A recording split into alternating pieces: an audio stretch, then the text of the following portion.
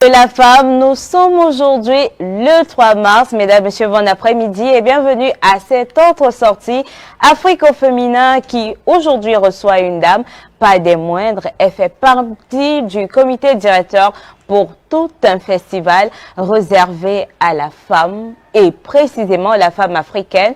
Alors, nous allons retourner du côté de la technique, juste le temps d'une petite transition et nous découvrons notre invité à travers ce portrait.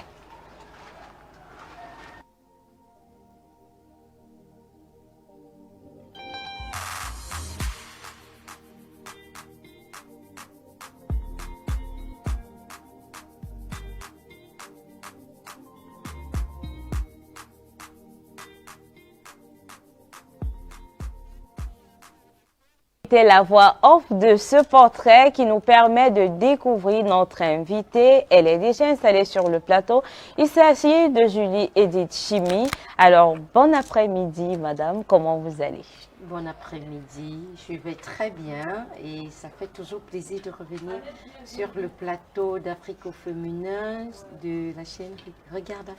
Alors, parlons d'Afrique au féminin. Il a été posé un portrait sur Madame Chimi. Quelle est l'appréciation que vous faites de ce portrait de Charles Acquois? La question que je me suis posée, c'est de savoir, là où je crois me cacher, c'est là où Charles Acquois dort, parce qu'il a été fidèle. Alors, il a été fidèle. On va vous permettre juste en quelques mots de vous présenter. Julie Edith Chimi, qui êtes-vous en 3 mots? Bon, en 3 mots, je suis présidente de l'Association internationale Femmes Culturelles et Développement Durable et membre du comité d'organisation du Salon international de la femme africaine. Particulièrement, je m'occupe de la commission festival et du concours Miss SIFA 2023. Parlons de SIFA 2023. C'est la 2e édition. Et une fois de plus, vous avez honoré notre plateau en venant pour passer cette communication. On rappelle que l'événement débute demain. Oui, vous savez, c'est le mois de la femme. C'est l'occasion de valoriser le savoir-faire de la femme, le leadership féminin.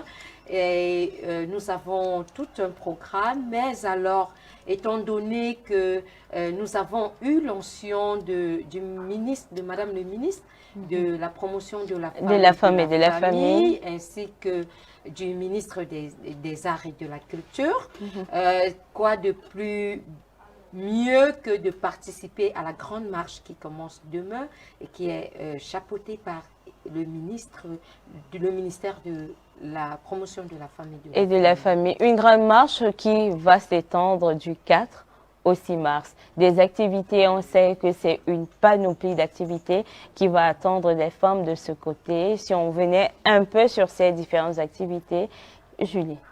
Ah oui, hein, il y a tellement d'activités parce que déjà demain, la journée de demain, elle est assez surchargée parce que en plus de la marche, après la marche, nous irons visiter un centre de production, de fabrication des machines agricoles où c'est le savoir-faire des femmes qui est mis en exergue. Donc, nous irons voir apprécier le savoir-faire de cette femme-là.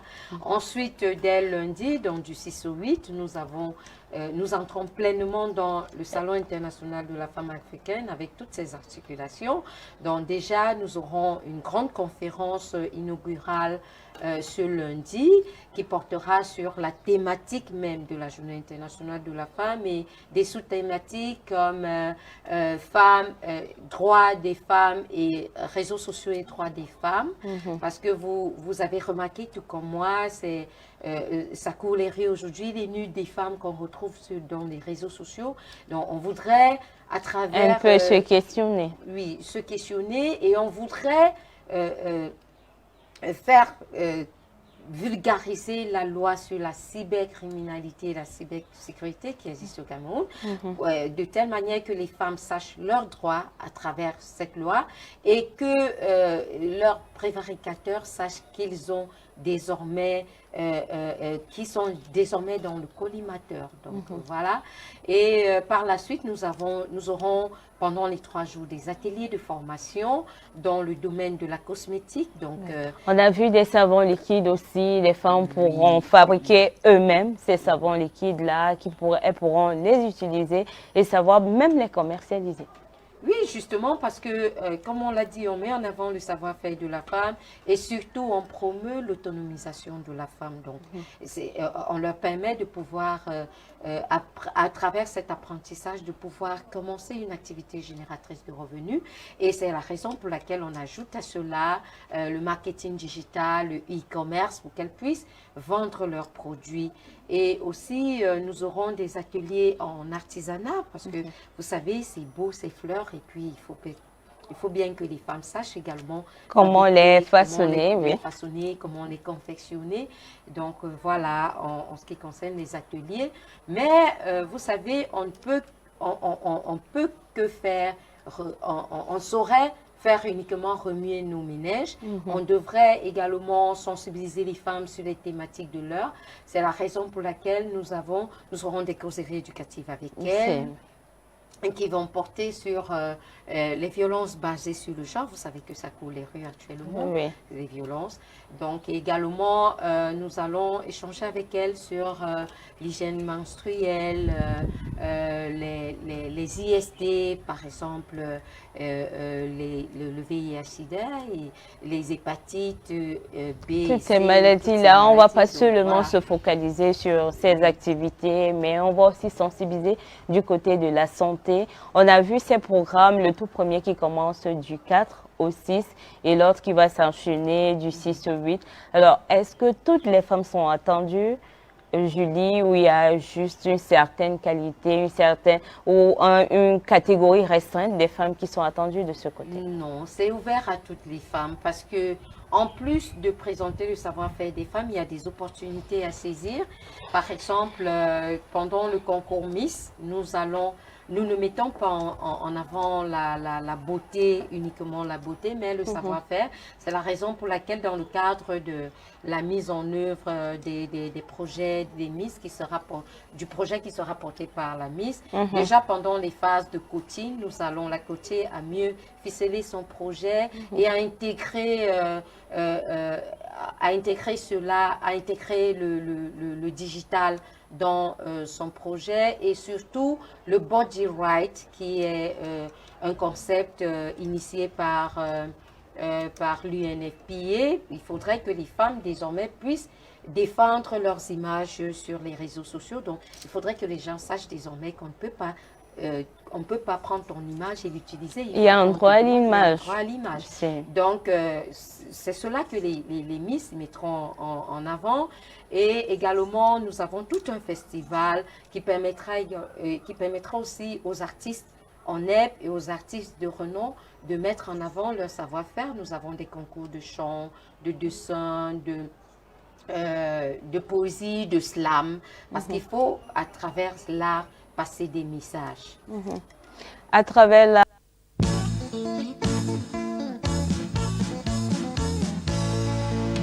Madame Chimi Julie Edith est née le 8 avril 1981 à Foumban, chef-lieu du département du Nord. Elle a fait ses études primaires et secondaires dans la ville de Limbé, région du sud-ouest Cameroun. En 2008, elle est élue présidente du club UNESCO de l'université de Yaoundé 1, une première pour une femme depuis la création du dit club en 1969. Son dynamisme et sa détermination la propulsent au poste de secrétaire général de la coordination régionale de la Fédération camerounaise des associations et clubs pour l'UNESCO pour la région du Centre, puis secrétaire général national de cette même institution. Depuis 2015, elle est rapporteure de la commission femmes à la conférence africaine des associations et clubs pour l'UNESCO. Elle cumule aujourd'hui 26 années d'expérience dans le domaine des ONG et associations, 10 années dans le domaine des études et enquêtes, 2 années dans le management des entreprises après avoir suivi avec brio une formation d'entrepreneur au centre d'incubation du groupement des femmes d'affaires du Cameroun, au sortir de laquelle elle crée son entreprise Discover Africa SAL. présidente fondatrice de l'association internationale Femmes, Culture et Développement Durable. Elle assure également la coordination au Cameroun et en Afrique de l'association UNESCO International Action Art, basée en Grèce. C'est cette dame au parcours atypique qui nous fait l'honneur de sa présence sur le plateau d'Afrique au féminin. Bienvenue, Madame Tchimi Julie Edith. On parlait justement de cet art et je voudrais un peu m'arrêter dessus. On a parlé des ateliers. Est-ce que ces ateliers de chant, on a parlé de chant, on a parlé d'autres choses, on aura des artistes de renom qui pourront aussi passer le flambeau à cette jeune génération? Oui, justement, vous savez, en Afrique, on met l'accent sur le droit d'aînesse. Et les aînés, comme un penseur l'a dit, celui qui a le pouvoir de savoir a le devoir d'agir. Donc, en tant qu'aîné, ces artistes ont le devoir de passer la main, de coacher leurs petits frères qui arrivent dans le domaine. Et c'est la raison pour laquelle on ne saurait faire qu'avec les artistes en herbe. Et aussi, ça permet... il y aura également des séances de coaching pour ces artistes-là parce que à cette heure-ci, ils doivent savoir passer de très bons messages à travers leurs chansons, parce qu'il faudrait qu'on revienne à l'époque où la musique, c'était véritablement pour faire passer des messages, pour sensibiliser. Donc voilà un peu. Parlant de sensibilisation, on a parlé des causeries éducatives. On aimerait savoir des causeries éducatives, ça sera uniquement entre femmes. On a parlé de ce thème, le thème de la Journée internationale des droits de la femme cette année, qui parle de ce digital inclusif, qui ne fait pas montre de l'égalité des sexes et qui ne met pas ça de côté. Est-ce que l'apport de la femme, le rôle de la femme, on sait que des femmes, elles sont très actives sur les réseaux sociaux, elles sont des influenceuses, elles sont des coachs. Comment ça se passe? Est-ce qu'on peut aussi relever à travers ces causeries éducatives le bon côté de la femme sur ces réseaux sociaux?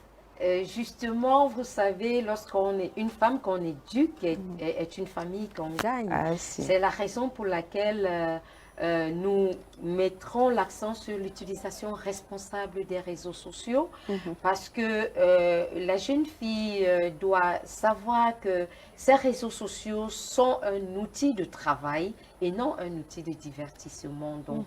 Et à travers les réseaux sociaux également, on peut suivre nos modèles dans tous les domaines de la société, que ce soit dans le cadre du digital. On a des jeunes filles qui au quotidien créent des applications, soit pour apprendre la langue maternelle. Je parle de la langue maternelle parce qu'on venait de célébrer la journée des langues maternelles. Donc, soit pour apprendre la langue maternelle, soit pour apprendre nos langues officielles, l'anglais, le français. Donc, il est important d'utiliser de manière responsable ces réseaux sociaux et aussi de savoir que ce que tu fais de ton temps aujourd'hui détermine qui tu seras demain. Parlons justement de ces jeunes-là qui œuvrent et qui contribuent. On aura droit à des start-upers, des nouvelles générations ou bien ceux qui ont ces applications et qui peuvent nous permettre de vivre en direct une expérience. Oui, justement, nous avons contacté ces jeunes dames parce que, comme on l'a dit, parlant du digital inclusif, c'est pas seulement le digital inclusif, c'est parce qu'on ne saurait parler du développement durable sans toutefois penser au développement inclusif, parce que dans l'approche dont on parle aujourd'hui, les femmes, qu'est-ce que les femmes pourraient faire sans les hommes? Donc on se met ensemble, on travaille ensemble et à travers tout l'innovation, parce que c'est l'occasion, comme le chef de l'État l'a dit le 10 février, c'est l'occasion de promouvoir, de faire connaître nos talents, de faire connaître nos compétences. Donc, on a des start-upeuses qui ont accepté de nous accompagner pour être des modèles pour cette jeune génération. Donc, elles ont des applications fonctionnelles qui ont même, avec lesquelles elles ont gagné de très grands prix à travers le monde. À l'international. Oui, à l'international. Et comme on promeut l'éducation par les pairs, c'est pour ça que ce sont ces jeunes qu'on met en avant également. Alors, mesdames, messieurs, vous nous prenez à l'instant. Le programme, c'est Afrique au féminin. C'est la toute première sortie du mois de mars avec Julie Edichimi. On parle de cet événement qui débute demain. On va donc juste prendre cette petite respiration et on revient pour parler de l'événement proprement dit, des conditions pour pouvoir y participer et où se trouve même l'événement pour vous qui venez de nous prendre à l'instant. En prenant juste cette respiration et on revient pour la suite de l'émission.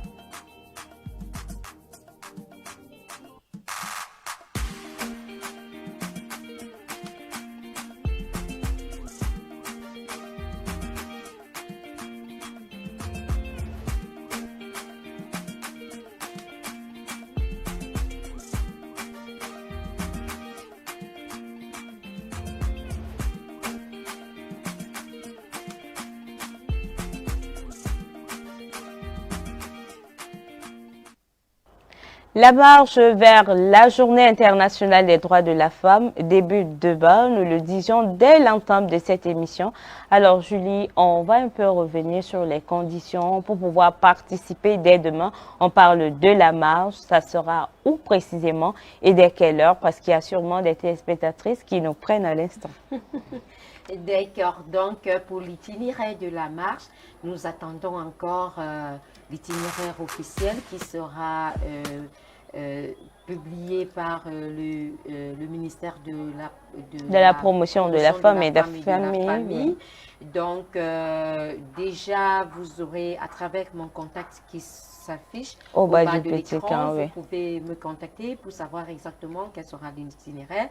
Mais toujours est-il qu'on doit se retrouver dès 6 heures, dès 6 heures au point de rassemblement que je vous indiquerai à travers le coup de fil.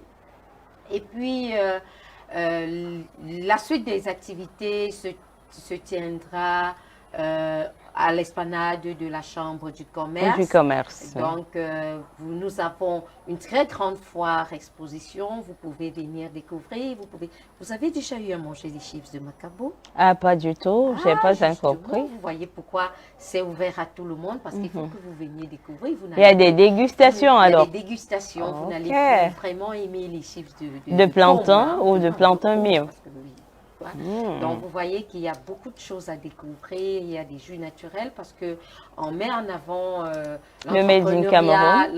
l'entrepreneuriat féminin, donc le Made in Cameroun, pour effectivement assurer l'import-substitution dont parle le président de la République régulièrement. Ça, c'est la première partie de l'événement. À partir du 6, on aura droit à une autre coloration.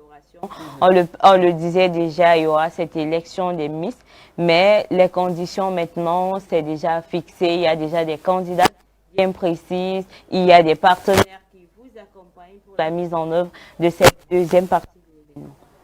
Oui, en parlant du concours Miss, nous avons, comme je l'ai dit tout à l'heure, nous avons l'UNFPA avec qui on travaille et dont on voudrait véritablement que nos candidates portent le concept de body right, donc défendent l'image de la femme à travers les réseaux sociaux. Et nous avons également plusieurs autres partenaires qui nous ont accompagnés dans le cadre du shooting, du coaching et même des soins corporels des candidates.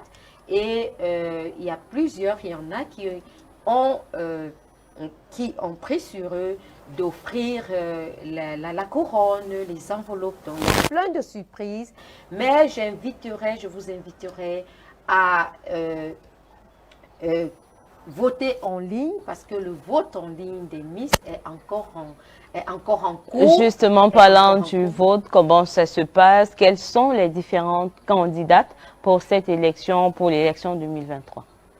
Donc, nous avons 5 candidates en lice et ce serait mieux que les uns et les autres les découvrent à travers leurs réseaux sociaux parce que il y a des publications sur la page Facebook du Salon international de la femme africaine, qui est le CIFA. Vous pouvez visiter cette page Facebook et vous aurez l'occasion de voter. Vous pouvez également visiter la page Facebook de nos candidates, donc à travers le lien qui est publié sur la page Facebook du CIFA, le compte Instagram, le compte Twitter, pour avoir des liens de vote pour toutes les candidates. Parlant de ces liens de vote, ça c'est déjà l'ultime étape. Comment se passait la sélection pour avoir ces différentes candidates à l'élection Miss CIFA? Déjà, parce que nous parlons du Salon international de la femme africaine, donc c'est vraiment les candidates sont venues de plusieurs régions du pays. Donc nous avons commencé déjà au niveau départemental, ensuite régional, ensuite national pour le Cameroun. Et il y a quelques pays qui ont également qui sont rentrés dans la danse parce que nous sommes à notre deuxième édition et on a pu toucher 2 ou 3 pays qui ont mis en avant le candidate. Donc, c'est la raison pour laquelle le championnat était vraiment serré. Alors, parlons de ces pays, si ce n'est pas indiscret. Julie, on aimerait savoir quels sont ces pays qui ont voulu envoyer aussi leurs candidates pour venir compétir avec les belles Camerounaises. D'accord. Nous avons le Sénégal, la Côte d'Ivoire et aussi nos frères de la... Bon, j'ai parlé de la RCA, la Côte d'Ivoire, le Sénégal. Oui, et nous avons aussi le Tchad. Il y a plusieurs pays, on a déjà 4 représentants de 4 pays. Ça veut dire que le CIFA a vraiment donné de très bonnes leçons. C'était quelque chose. La première édition, c'était pas vraiment un coup d'épée dans l'eau. Ça a plutôt été quelque chose de bien. Parlant justement de cette première édition, qu'est-ce qui a été et qui vous a vraiment poussé à vous dire que c'est la bonne, il faut continuer dans la même lancée? Bon, déjà, les activités dans l'ensemble s'étaient bien déroulées parce qu'on est allé au-delà de nos attentes. Parce que ça ferait vraiment les artistes, il y a plein d'artistes qui nous ont accompagnés donc, au niveau des concours. Les concours, que ce soit chant, poésie, Miss, ça a été, on a connu certaines apothéoses avec la remise des prix et on s'est dit, bon voilà, on parle des valeurs africaines, on parle des valeurs de la femme, pourquoi ne pas refaire cela une deuxième fois? Et puis lorsqu'on a à ses côtés le ministre de la promotion de la femme et de la famille qui a accepté de nous accompagner depuis l'année dernière. Vous voyez que ça nous a encouragés et cette année, on a un deuxième ministère. On a eu également l'accord de parrainage du ministre des Arts et de la Culture. Vous voyez que petit à petit, nous faisons notre L'oiseau fait son nid. L'oiseau fait son nid et on a des aînés qui croient en nous parce que la jeunesse, nous sommes cette jeunesse montante, cette jeunesse positive et c'est la raison pour laquelle nous voulons, à travers ces activités, être des modèles pour la jeunesse camerounaise, pour la femme camerounaise, pour la jeune fille camerounaise. Merci Julie. On va donc prendre cette dernière transition et on va revenir pour la dernière partie de notre émission où tu vas non seulement nous rappeler les dates, les lieux et aussi ce qui attendra nos différents téléspectateurs.